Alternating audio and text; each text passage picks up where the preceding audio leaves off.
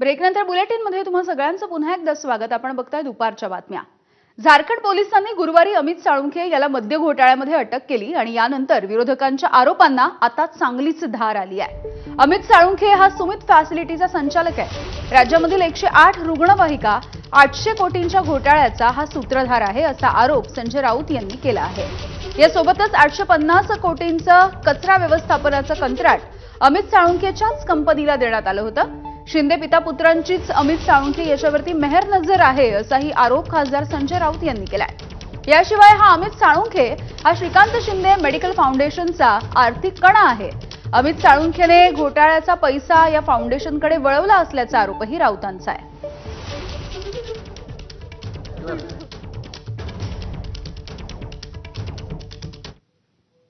Sumit facilities हा विषय वाटतो तितका सोपा नाही। महाराष्ट्रातला सगळ्यात मोठा भ्रष्टाचार आहे। ही कंपनी काय आहे, कोणाची आहे? Shrikant Shinde medical foundation, deputy CM उपमुख्यमंत्र्यांचे बाळराजे त्यांचं एक मेडिकल फाउंडेशन चालवतात, फार मोठी सामाजिक सेवा वगैरे करतात। या मेडिकल फाउंडेशन मधला जो पैसा आहे हा भ्रष्ट मार्गाने आलेला पैसा आहे, स्पष्ट दिसतंय। कारण हा अमित साळुंखे त्याचं सुमित फॅसिलिटीजला मोठमोठी कॉन्ट्रॅक्ट देण्याचं काम गैरमार्गानं शिंदे पिता पुत्रांनी केलेलं आहे। मद्य घोटाळा समोर आला, त्या व्यक्तीला अटक केली। हा सगळा मद्य घोटाळ्यातला पैसा, या टेंडर घोटाळ्यातला पैसा श्रीकांत शिंदे मेडिकल फाउंडेशनमध्ये येतो आणि त्या माध्यमातून सामाजिक कार्य म्हणजे ब्लॅक मनी व्हाईट करण्याचा कार्यक्रम या ठिकाणी चालू आहे।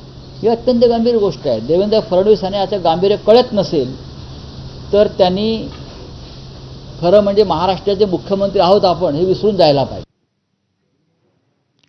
तर रुग्णवाहिका घोटाळ्याच्या संदर्भात आधीच सभागृहामध्ये माहिती दिली होती, पण कोणतीही कारवाई झाली नाही अशी प्रतिक्रिया शरद पवार यांच्या राष्ट्रवादीचे प्रदेशाध्यक्ष शशिकांत शिंदे यांनी दिली।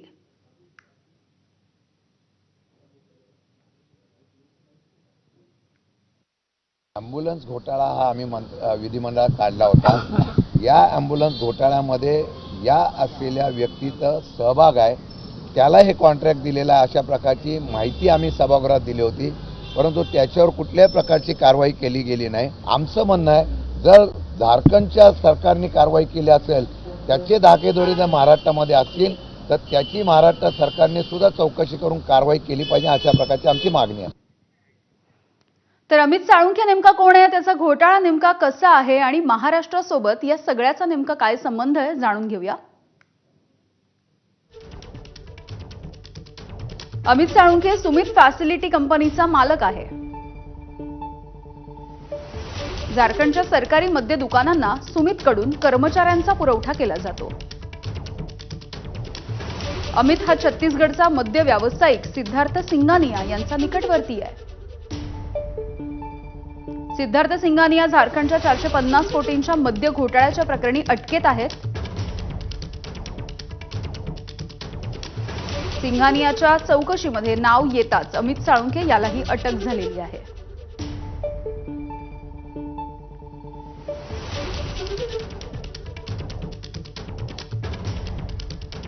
तर महाराष्ट्रासोबत या सगळ्या घोटाळ्याचं काय कनेक्शन आहे आपण जाणून घेतोय। सुमित फॅसिलिटीकडे महाराष्ट्रामधल्या 108 ॲम्ब्युलन्स चालवण्याचं कंत्राट आहे। 15 मार्च 2024 ला 10 वर्षांसाठी सुमित फॅसिलिटीला हे कंत्राट देण्यात आलं। ॲम्ब्युलन्स सेवा देण्यासाठी वर्षाला 80 कोटी रुपयांचं कंत्राट आहे।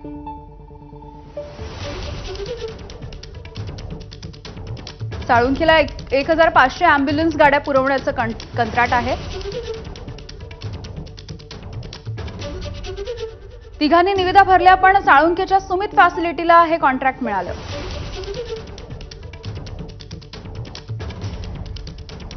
ॲम्ब्युलन्स सेवेसाठी कंत्राट भरमसाठ दराने दिल्याचा संजय राऊत यांचा आरोप आहे आणि अमित साळुंखेनं श्रीकांत शिंदे फाउंडेशनला देणगी दिल्याचाही राऊतांचा आरोप आहे।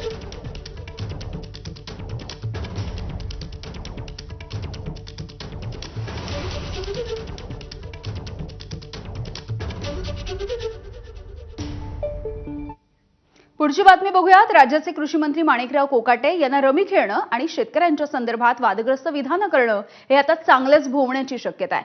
येत्या मंगळवारी कोकाटे यांचा